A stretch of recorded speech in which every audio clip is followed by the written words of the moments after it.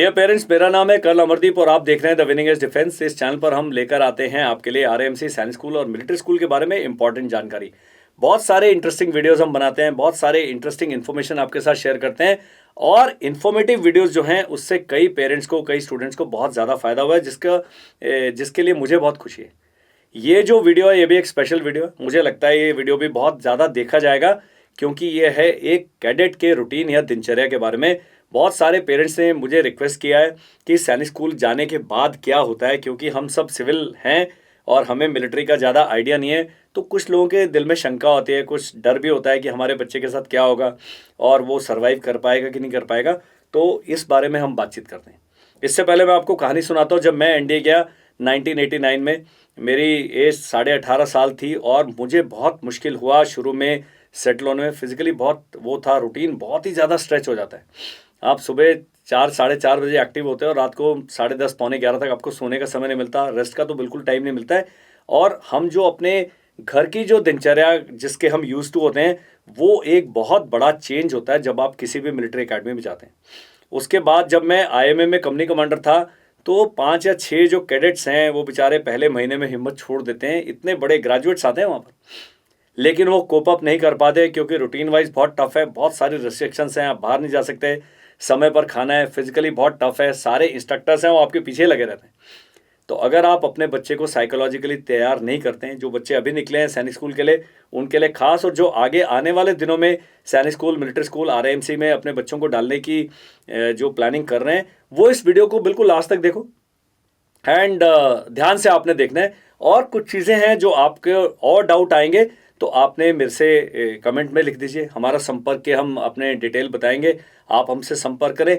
अगर आप चाहते हैं 10-20 पेरेंट इकट्ठा होकर चाहते हैं कि हम एक सेमिनार आपके लिए करें, मुझे सेमिनार ऑर्गेनाइज करने में कोई प्रॉब्लम नहीं। तो ऐसे हम इन दी पास करते रहे हैं और आगे भी करते रहेंगे। तो इस वीडियो में जो मेन मुद्दा है वो चलते हैं routine of a cadet. Routine यानी दिनचर्या।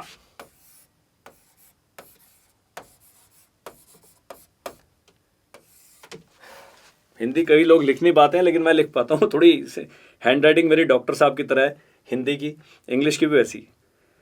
तो क्या होती है दिनचर्या और क्यों एज अ पेरेंट हमें कंसर्न होना चाहिए। एक मैडम का मेरे को कॉल आया कि आप अपने बैच का टाइम चेंज कर लीजिए क्योंकि मेरा बच्चा तो शाम को 8 बजे सो जाता है। ये एक बहुत बड़ा स्टेटमेंट है, इतना मैंने इसको लाइटली नहीं लिया स्टेटमेंट को। जबकि सैनिक स्कूल का आप रूटीन देखेंगे तो 5 o'clock बच्चा उठा और रात के 10 बजे तक कुछ ना कुछ वो कर रहा है। तो आप देखिए कि 5 से शाम को 5 बजे, सुबह 5 से शाम को 5 बजे 12 घंटे हो चुके हैं। उसके बाद भी और 5 घंटे हैं, तो 17 घंटे का एक लंबा दिन, जिसमें कहा जाता है दिन में 2 घंटे का रास्ता है, लेकिन जब आप बैरक में रह रहे हैं, इतने बच्चे हैं, इतने सीनियर्स हैं, जूनियर्स हैं, वो 2 घंटे आप 1.5 घंटा रेस्ट कर पाते ही नहीं कर पाते। एक थोड़ा सा पिंच ऑफ सॉल्ट के साथ लेना है, मतलब थोड़ा सा आप यार ठीक ठाक लगा लो टाइप का आपका एटीट्यूड होना चाहिए। हो भी पाएगा कि नहीं हो पाएगा। इतना लंबा समय जो है बच्चा जागना है, जाग तो कोई भी सकता है, लेकिन उस जागने के साथ साथ वो फिजिकल ट्रेनिंग कर रहा है, वो ड्रिल कर रहा है, वो एकेडमिक कर रहा है, वो गेम्स खेल रहा है, वो को करिकुलर एक्टिविटीज कर रहा है और बहुत सारी अन्य चीजें कर रहा है। स्कूल के फंक्शंस हैं, स्कूल के क्लब्स हैं, इतनी सारी एक्टिविटीज हैं और किसी में भी माफी नहीं है। ये नहीं कि मैं ये नहीं करूंगा, क्योंकि सेना में जब मैं अपनी बटालियन जब मैंने ज्वाइन किया तो जो हमारा ऑर्डर आते हैं, कंपनी हवलदार मेजर आपके पास आएगा, आपके उसका रप आता है, साहब कल मंदिर परेड है इतने बजे, तो हर चीज के आगे परेड लगा होता है। ये ध्यान रखना, जो भी काम बच्चा कर रहा है वो परेड है। शाम के समय जब वो गेम्स खेल के आया, नहाने धोने के लिए, चाय पीने के लिए समय मिला, उसके बाद ऑर्गेनाइज स्टडी पीरियड होता है। टीवी भी देखेंगे, वो भी परेड के टाइम पर है। आपको खाने के लिए मिल रहा है, डिनर के लिए मान लीजिए 1 घंटा मिल रहा है, उसी के अंदर आपने टीवी देखना है, उसी में न्यूज़पेपर पढ़ना है, जो भी करना है सब करना है, वो 1 घंटा ही है, अपनी मर्जी नहीं है। और दूसरा सबसे इंपॉर्टेंट बात क्या है, मोबाइल फोन अलाउड नहीं है। इसको रेड कर देते हैं। इतना बड़ा उसको मैंने हवा बना दिया आप लोगों के लिए। और कई पेरेंट्स हैं वो अपने बच्चे को सैनिक स्कूल भेजना इसलिए चाहते हैं कि वहाँ मोबाइल फ़ोन अलाउड नहीं है। बहुत बड़ा मेनेस है। मेनेस मतलब आपके दिमाग का एक बहुत बड़ा हिस्सा आपका केवल मोबाइल फ़ोन और उसके अंदर जो चलने वाली कार्रवाई है, इंटरनेट है, कार्टून है, रील्स हैं, मीम्स हैं, एनिमे है, पता नहीं बच्चे क्या क्या दिखते रहते हैं, कुछ गलत चीज़ भी देख रहे होंगे। तो ये चीज़ अलाउड नहीं है। तो ये जो बचा हुआ सारा 3 घंटे का समय था, ये यहाँ पर फिजिकल एक्टिविटीज़, गेम, ड्रिल, इन सब चीज़ों ने ले लिया है। तो ये आपने ध्यान रखना है कि ये जो रूटीन है 17 घंटे का, संडे को थोड़ा सा रिलैक्स होता है, सैटरडे वेंसडे को क्लब डेज होते हैं, उस दिन थोड़ा सा रिलैक्स होता है, लेकिन लगातार 5 महीने ऐसा रूटीन, हमारा बच्चा जो कि अभी आपके उसको पराठा खिलाने के लिए जाते हो, खाता नहीं मुझे नहीं खाना है, मुझे पिज़्ज़ा खाना है, वहाँ तो पिज़्ज़ा ही नहीं है, वहाँ तो मेन्यू फिक्स होता है, बिल ऑफ फेयर फिक्स मिलेगा आपको। हर मिलिट्री एस्टैब्लिशमेंट में इसको बोलते हैं बिल ऑफ फेयर, यानी खाने का मेन्यू।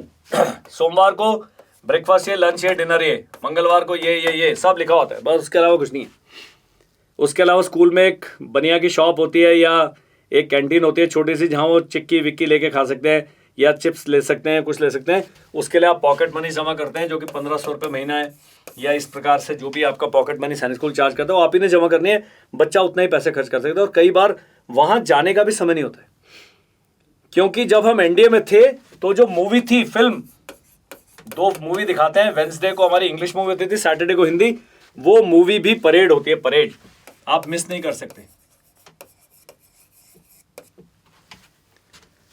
ये है कार्रवाई। तो रूटीन 5 बजे शुरू होके, जबकि वो सुबह चाय पिएगा, मस्टर अटेंड करेगा, फिजिकल ट्रेनिंग करेगा और ड्रिल करेगा, आके ब्रेकफास्ट करेगा, फिर क्लासेस जाएगा, यही है रेस्ट टाइम। तो क्लास में जो टीचर्स हैं बड़े प्यार से पढ़ाते हैं आपको है, तो उस समय फिजिकल एक्टिविटी नहीं हो रही। फिर उसके बाद अपनी बैरक में जाएगा, लंच करेगा, रेस्ट पीरियड होगा, उसके बाद गेम्स के लिए जाएगा, चाय के बाद में फिर से स्टडी पीरियड होगा, ये प्रेप पीरियड, उसके बाद फिर से फॉल इन होगा, फिर डिनर होगा, उसके बाद फिर से प्रिपरेटरी स्टडी होगी। आपको खुली बैरक में बिल्कुल यूनिफॉर्म पहन के स्टडी टेबल चेयर पे बैठना होता है। हमारे बच्चे जो बेड पे बैठ के पढ़ रहे रहते हैं और कुछ ना कुछ टीवी के आगे ऐसे करके चैनल चेंज करते रहेंगे, या आजकल माँ बाप ने बचाने के लिए क्या है सब बच्चों को टैबलेट लेके दिया है, वो सब सुविधाएं नहीं हैं।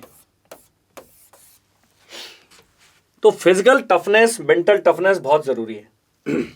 अब कई तो कहेंगे अरे ये तो हमारे बच्चे के साथ बड़ी ज्यादती हो रही है, होने दीजिए, क्योंकि वो अगर एक आर्म फोर्सेस में ऑफिसर बनना चाहता है तो ये बहुत रेजिमेंटेशन बोलते हैं, रूटीन बोलते हैं, बहुत ज़्यादा ज़रूरी है। आपस में कैडेट्स एक दूसरे से मिलकर जुल के रहते हैं। अब जो सीनियर्स हैं वो आपको थोड़ा तंग भी करते हैं, रैगिंग नहीं करते, लेकिन बोलते हैं यार ये करो, उठक बैठक कर लो, बेंच स्ट्रेच लगाओ, फ्रंट रोल करो, ये सब ट्रेनिंग का हिस्सा माना जाता है। कई पेरेंट्स हैं जिनके बच्चे सैनिक स्कूल से निकल के आ गए, छोड़ के आ गए, उन्होंने वीडियो बनाए होंगे कि वहाँ सैनिक स्कूल में अमानवीय कृत्य हो रहे हैं। ऐसा कुछ नहीं होता है, वो सब ट्रेनिंग का हिस्सा माना जाता है। हम जब एनडीए में थे, हमारे जो पीटी इंस्ट्रक्टर जो पीटी कराते थे, उससे या 3 गुना पीटी हमारे सीनियर्स कराते थे। आ जाओ डिनर के बाद सीधा अपना डांगरी पीटी शूट डाले और दौड़ दौड़ के आपका भूत बनावे, तभी आप सियाचिन ग्लेशियर पर सर्वाइव कर पाते हैं, मुझे तो यही लगता है। तो सैनिक स्कूल में ये थोड़े कम लेवल पर होता है। शुरू में जब बच्चा क्लास 6 में जाता है तो 2 से 3 महीने का समय आपने देना है उसको सेटल होने के लिए। बच्चा तो बोलेगा मेरी टांग में दर्द है, यहाँ हो गया, कमर दर्द हो रही है, वो सब नॉर्मल चीज़ें हैं एडजस्ट होने की। ये मिलिट्री अकेडमी है, कोई नॉर्मल पब्लिक स्कूल नहीं है। उस समय माताजी का अगर दिल पिघल गया, उन्होंने बच्चे को निकाल लेना है, पिताजी पर प्रेशर लगा देना है। वही आप सोचिए, इतना अभी आप जागरूक हैं कि मेरा बच्चा सैनिक स्कूल में जाए, और उसके जाते ही आप उसको बाहर निकालने की प्लानिंग में लग जाते हैं। थोड़ा दिल पे आपको पत्थर रखना पड़ेगा, बच्चे को सेटल होने देना पड़ेगा। तो जो सैनिक स्कूल के 1-2 प्रिंसिपल साहब हैं या पुराने प्रिंसिपल्स हैं या उनके इंस्ट्रक्टर्स हैं जो मेरे मित्र हैं, वो कहते हैं कि हम पेरेंट्स को बोलते हैं यार पहले 2-3 महीने आप ज़्यादा कॉल कूल मत करो, आने की तो ज़रूरत ही नहीं। वो बच्चा शुरू में उसको कष्ट होगा। मेरा अपना बेटा जो वो आर्मी लॉ कॉलेज गया पुणे में, वो पहले 3 दिन में उन्होंने भी कहा मुझे वापस आना है। मैंने कहा यार 10 दिन रुक जाओ, 10 दिन में जो तुम कहोगे कर लेंगे। और 7वें दिन उनका भाई साहब का फ़ोन आ गया कि नहीं मेरा अभी दिल लग गया, दोस्ती यारी हो गया। थोड़ा घर से आपको होम सिकनेस बोलते हैं, घर की याद आना,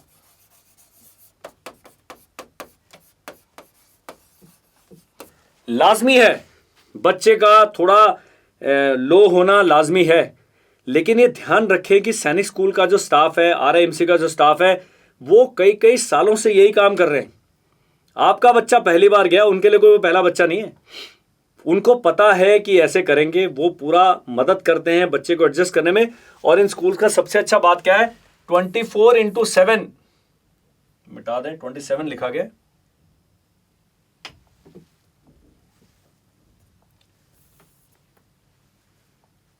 24/7 जो वार्डन है, जो स्कूल के टीचर्स हैं, जो उनके प्रिंसिपल हैं, वो सब कैंपस के अंदर मौजूद हैं आपके बच्चे को सेटल होने में मदद करने के लिए। थोड़ी हिम्मत आपको करनी पड़ेगी। तो रूटीन है, बहुत टफ होता है, और मंडे टू सैटरडे वही रूटीन रहेगा। दौड़ना, भागना, फिजिकल ट्रेनिंग करना, ड्रिल करना, उसके बाद क्लासें अटेंड करना, अपना होमवर्क करना, अपना प्रोजेक्ट बनाना, जो उनको बाकी कार्रवाइयाँ हैं, क्लब में जाना, स्विमिंग करना, साइकिलिंग करना, जिस भी उसका फिजिकल उसका गेम्स का हिस्सा वो गेम खेलना। काफ़ी टफ है, चोटें भी लगती हैं, खरोंचे भी लग जाती हैं, कई बार फ्रैक्चर फ्रुक्चर भी होता है, पर वो सब ट्रेनिंग का हिस्सा है। ना पहली बार वहाँ पर फ्रैक्चर हो, ना आखिरी बार हो, होते जाते हैं। जब बच्चे दौड़ेंगे करेंगे, लेकिन आप ये देखिए कि सबसे अच्छा जो ट्रेंड स्टाफ है वो आपके बच्चे को ट्रेन कर रहा है। बेस्ट जो ट्रेनर्स हैं फौज के अंदर, वो ट्रेनिंग एस्टैब्लिशमेंट्स में मिलते हैं। जो पीटी इंस्ट्रक्टर्स हैं, जो ड्रिल इंस्ट्रक्टर्स हैं, जो बाकी आपके एनसीसी के जो भी परेड करा रहे हैं, जो भी कर रहे हैं, वो इतने बढ़िया हैं, और उनका 20-20, 25-25 साल का एक्सपीरियंस होता है। आपने विश्वास रखना है। आपने जो प्रिंसिपल हैं, जो वाइस प्रिंसिपल है, एडमिनिस्ट्रेटिव ऑफिसर हैं, ये सब फौजी व्यक्ति हैं, आर्मी, नेवी, एयरफोर्स से आते हैं, ट्रेंड हैं, ये सब मोटिवेटेड है, इनको पता है बच्चे इस प्रकार से फील करते हैं। और एक बार बच्चे ने 6 महीने बिता लिए पहली टर्म, और फिर चिंता करने की जरूरत नहीं। तो जो वीडियो है, जब शुरू में पहली बार आपका बच्चा जा रहा है, चाहे वो एनडीए जा रहा हो, चाहे वो सैनिक स्कूल जा रहा हो, चाहे वो आरआईएमसी जा रहा हो, आपने ध्यान देना है कि 5-5 महीने के 2 सेमेस्टर होने वाले हैं, और इसके बीच में 30 से 45 दिन की आपको छुट्टी मिलने वाली है।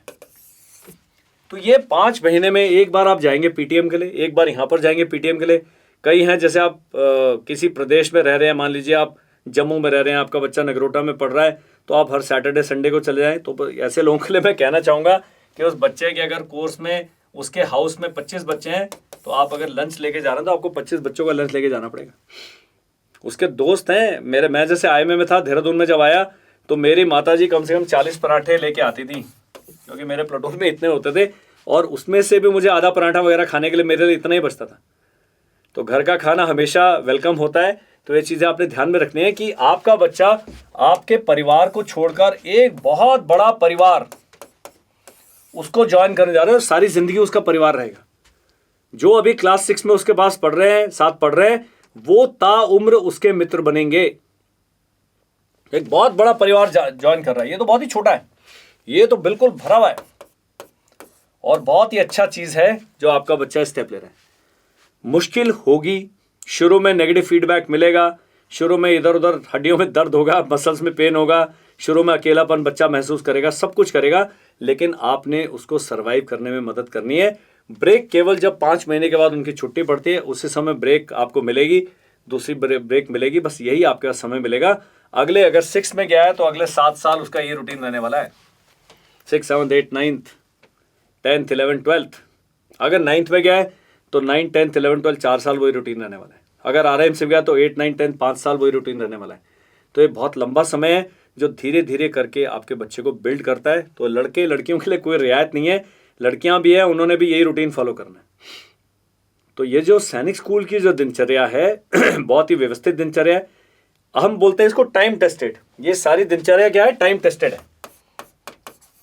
मतलब बहुत सालों से लोग कर रहे हैं बिल्कुल सक्सेसफुल तरीके से, और इसका कोई दुष्प्रभाव नहीं है। आप मजबूत होते हैं, मेंटली मजबूत होते हैं, साइकोलॉजिकल कंडीशन होते हैं, और जब आप आगे एनडीए में जाते हैं, सीडीएस के through IMA, AFA, naval academy जाते हैं, तो आपको फिर फर्क ही नहीं पड़ता, क्योंकि आप इतने सालों से वही रूटीन फॉलो करके आ रहे हैं।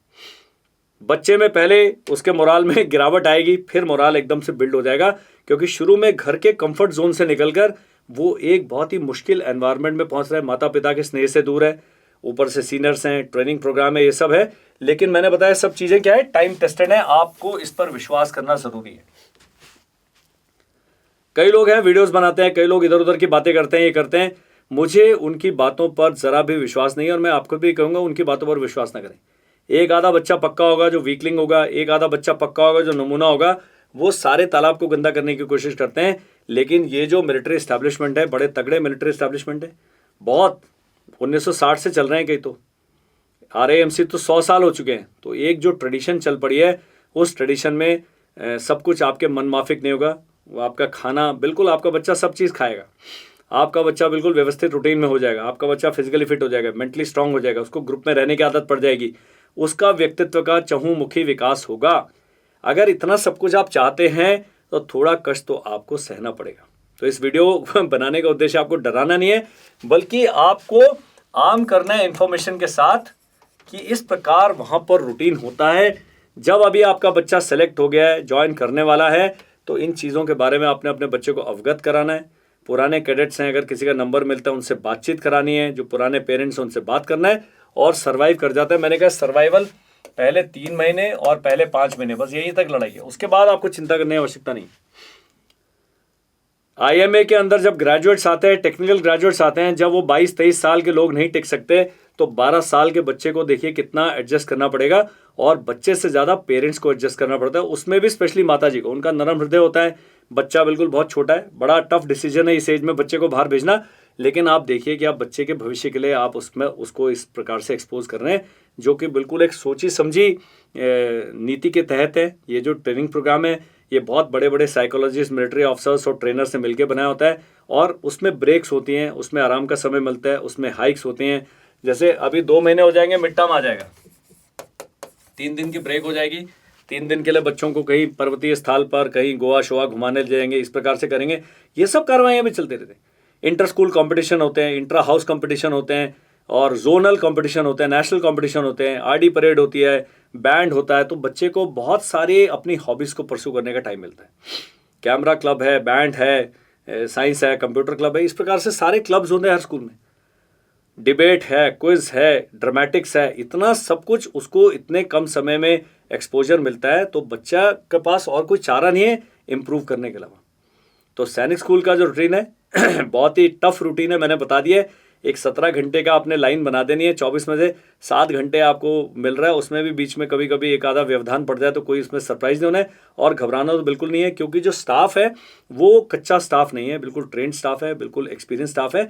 उन्हें ये सब काम कराने की और इन सब चीज़ों को देखने की आदत है। कहीं चोट वोट लग जाती है तो वहीं सेक्शन हॉस्पिटल होता है, अगर बड़ी चोट लग जाती है तो सिविल हॉस्पिटल से टाई अप होता है। वो स्कूल जो है गियर्ड अप होते हैं इन सब चीज़ों को करने के लिए। मिलिट्री एकेडमी है, किसी बच्चे को गेम्स में खून नहीं निकलेगा तो मैं मानता ही नहीं हूँ, मतलब वो गेम खेल ही नहीं रहा है।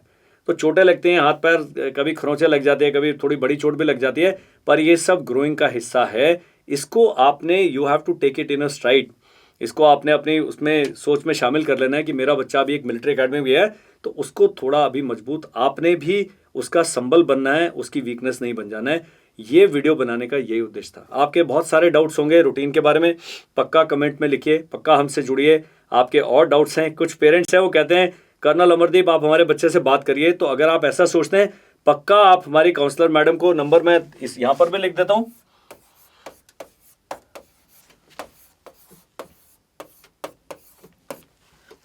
इस पर आपने केवल एक मैसेज भेजना है, हम कर्नल अमरदीप से बात करना चाहते हैं। आप यकीन मानिए with in 24 hours I will call you. अगर बहुत सारे पेरेंट्स इकट्ठी बात करना चाहते हैं, मैं एक जूम सेशन ऑर्गेनाइज करूंगा सैटरडे संडे को, जब भी आपको समय मिलता है आपको इन्फॉर्मेशन देंगे, 2 दिन का वार्निंग पीरियड देंगे, और जूम सेशन की रिकॉर्डिंग भी आपको हम भेज देंगे। तो आपने हमसे संपर्क करना है, उस संपर्क करने का कोई चार्ज नहीं है।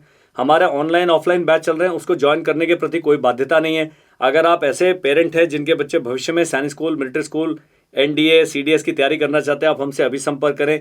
कोई ज़रूरी नहीं है, बहुत सारा जो मेरा कंटेंट है RAMC का और सैनिक स्कूल का तो सारा का सारा अपलोडेड है फ्री में।